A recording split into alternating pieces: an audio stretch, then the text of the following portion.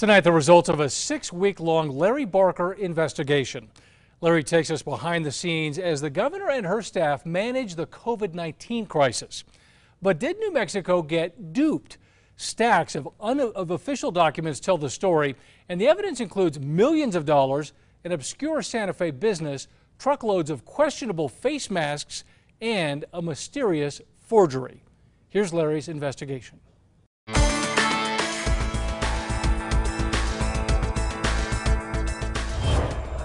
It's absolutely unexcusable.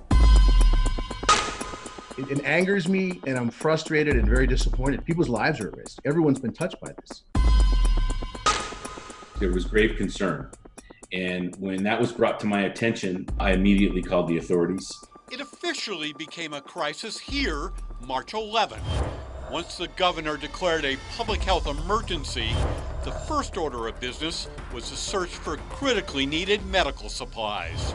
We were early in the game and were recognized for going after PPE and getting testing supplies in the state. Chris Emery is a bureau chief at the Department of Health. There were vendors and brokers coming out of the woodwork offering their product. Adjutant General Kenneth Nava heads up New Mexico's National Guard. The entire nation found itself in this feeding frenzy for PPE. This is a matter of life and death. Diego Arancon is the governor's deputy chief of staff. We didn't have months, weeks, days. We literally had hours to make decisions collectively to bring PPE home to keep each other safe. Arancon coordinated the state's search for medical supplies. In March, he got an unsolicited phone call from a Santa Fe business called Bionet, offering to supply needed protective equipment. Now, Bionet boasted it could deliver to the state as much as 10 million face masks a week. Had you ever heard of Bionet before? No, never. So basically, what you knew about the company is what they told you. That is correct. Bionet is described on its website as a holding company.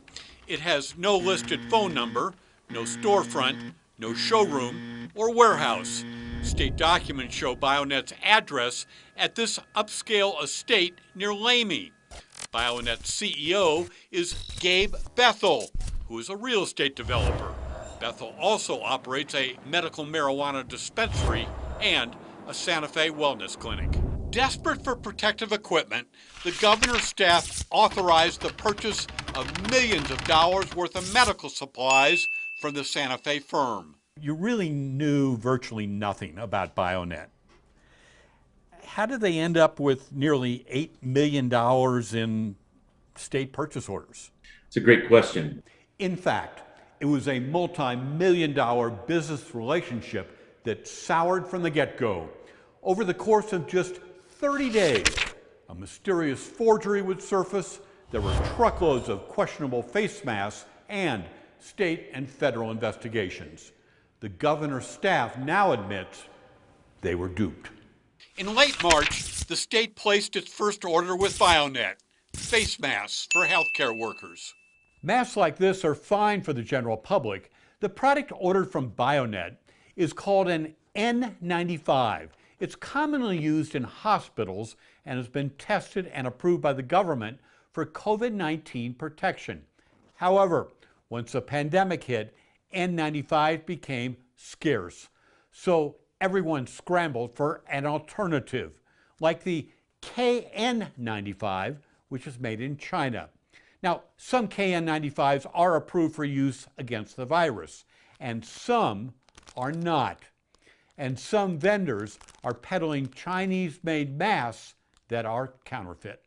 We identified a problem with counterfeit masks in New Mexico somewhere around April timeframe. It was incredibly difficult. It's really unrealistic for the state to be able to validate those products. But it's absolutely necessary that our healthcare workers, our first responders, the folks that require this personal protective equipment have the right stuff and things that will protect them from this COVID-19. The state specified it needed hospital-quality N95 masks. Even though Bionet billed New Mexico for 120,000 N95s, what they delivered was a truckload of face masks made in China. The initial order from Bionet was supposed to be the N95 masks. And they, in fact, were not. We couldn't read the packaging. We had to get it translated. And it was a civilian mask, to my recollection, for like pollution and dust. We obviously did not distribute that to any first responding agencies. Instead of distributing the Bionet mask to doctors and nurses, they were repurposed for general use. Bionet was paid $448,000 anyway. Over the next few weeks, Bionet promised millions of dollars worth of masks, face shields, gowns, and gloves, but failed to deliver most of those products. And then in April, a bizarre document surfaced that shocked state officials. It's a letter written on New Mexico National Guard stationery authorizing a Texas firm to obtain PPE from factories in China. The vendor number referenced in the letter is assigned to Bionet. The letter surfaced after someone used it to solicit sales of protective equipment in another state. But hold on. Take a close look at the letterhead. General Nava's title is misspelled. It's a forgery. If you look at the letter closely, you'll see that it was a scanned copy of my letterhead. The National Guard had no role whatsoever in procuring PPE. The letter was purportedly written by National Guard Lieutenant Colonel David Durham. Did you write this letter? No. Is this your signature? No. Dr. David Durham is a Farmington-based physician. The first time I saw that letter was when the investigator showed it to me, and I didn't write the letter. I mean, forgery is probably the accurate word choice here. An attorney for Bionet CEO Gabe Bethel claims the letter is legitimate. He says it was used without Bionet's knowledge by someone else in an apparent attempt to defraud other states. The attorney would not say who created the forgery. A state and federal investigation is underway. And there's more. In April, the state ordered from Bionet 1 million FDA-approved Chinese-made face masks. The $4 million shipment was delivered to the National Guard warehouse in Santa Fe. So when this shipment arrived, the person who was there, he could not validate that it met FDA standards. The paperwork was not correct. We found there was discrepancies between the paperwork or lack thereof of a shipping manifest that corresponded with the FDA certifications and the actual product itself. There was grave concern. And when that was brought to my attention from the warehouse staff, I immediately called the authorities. Folks from the Attorney General's office and some other investigators came out to take a look at this.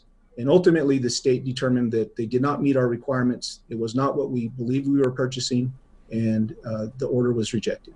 The state refused to pay Bionet's $4 million invoice, and the trucks were ordered off state property. The FBI and the Attorney General's office are investigating. New Mexico no longer does business with Bionet. If you had to summarize the state's business relationship with Bionet, what would you say?